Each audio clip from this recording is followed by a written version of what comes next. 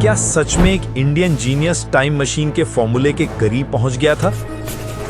आज हम जानेंगे श्रीनिवास रामानुजन की असाधारण कहानी और 1729 का रहस्य, पाए की तेज श्रेणियां, मॉक थीटा और लॉस्ट नोटबुक का रहस्य सरल भाषा में। दक्षिण भारत के साधारण माहौल से उठे एक युवक, औपचारिक डिग्री नहीं मगर अंतर्ज्ञान इतना गहरा कि दुनिया के बड़े गणितज्ञ भी दंग रह जाएं। उन्हें संख्याएं सिर्फ गिनती नहीं लगती थीं, वे उनमें संगीत, पैटर्न और रिश्ते देखते थे।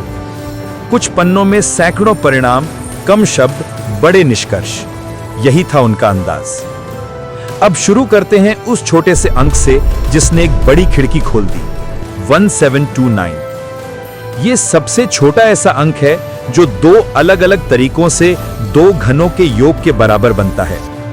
1 का घन प्लस 12 का घन और 9 का घन प्लस 10 का घन। सादा दिखने वाले अंक के भीतर छिपा कमाल यहीं से समझ आता है कि नंबर कहानी भी सुनाते हैं। पाई यानी पाई वृत्त की आत्मा। रामानुजन ने ऐसी हाई स्पीड श्रेणियां दी जिनसे बहुत कम चरणों में बेहद सटीक मान निकाला जा सके। सोचिए, कंप्यूटर्स के आने से पहले ही वे गणना के लिए हाईवे बना गए। यही तेजी बाद की गणनाओं में खेल बदलने वाली साबित हुई। अब आते हैं मॉक थीटा फंक्शंस पर। रामानुजन के आखिरी वर्षों में लिखे गए वे विचार जो वर्षों तक दुनिया से मानो छिपे रहे, इनकी असली गहराई बाद में खुली जब शोध ने दिखाया कि ये विचार संख्या सिद्धांत, क्यू सीरीज और मॉड्यूलर फॉर्म्स जैसी धाराओं को नई दिशा दे सकते हैं। यही तो ज्ञान का सौंदर्य है। आज बोया बीज, कल घना जंगल बनता है।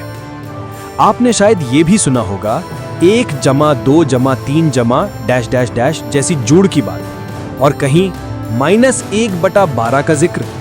क्लासरूम की सामान्य जोड़ में ये योग अनंत की तरफ जाता है तो -1/12 वहां नहीं आता, लेकिन उन्नत गणित की कुछ विशेष तकनीकों और संदर्भों में इस तरह के मान सार्थक बनकर सामने आते हैं। याद रखें, फ्रेमवर्क बदलता है तो अर्थ भी बदलते हैं।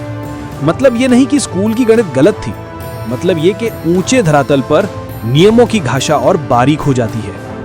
अब लॉस्ट नोटबुक, रामानुजन के नोट्स जिनमें सैकड़ों परिणाम दर्ज थे। दुनिया को इनका पूरा अर्थ समझने में दशकों लगे और कई जगहों पर इन विचारों ने भौतिकी की भाषा से भी तालमेल बिठाया।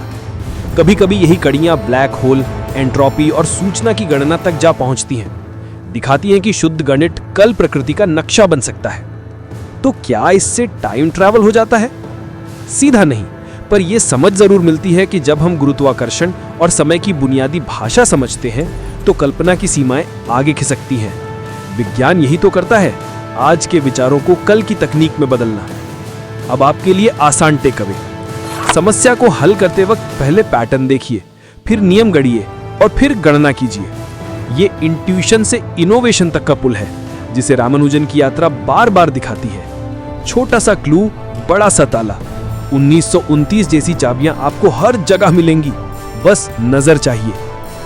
ये कहानी किसी चमत्कार की नहीं, जिज्ञासा की है। उस जिज्ञासा की जो अनंत को भी अपना सा बना दे। अगर आपको लगा कि गणित डर नहीं बल्कि खोज है, तो ये यात्रा सफल हुई। और हाँ, ऐसी और ज्ञान यात्राओं के लिए तैयार रहें। देखते रहिए हरि कृष्णा यूट्यूब चैनल, सीखते रहिए, जिज्ञासु बने रहिए। चलिए दोस्तों, ये वीडियो यहीं तक, मिलते हैं अगली वीडियो।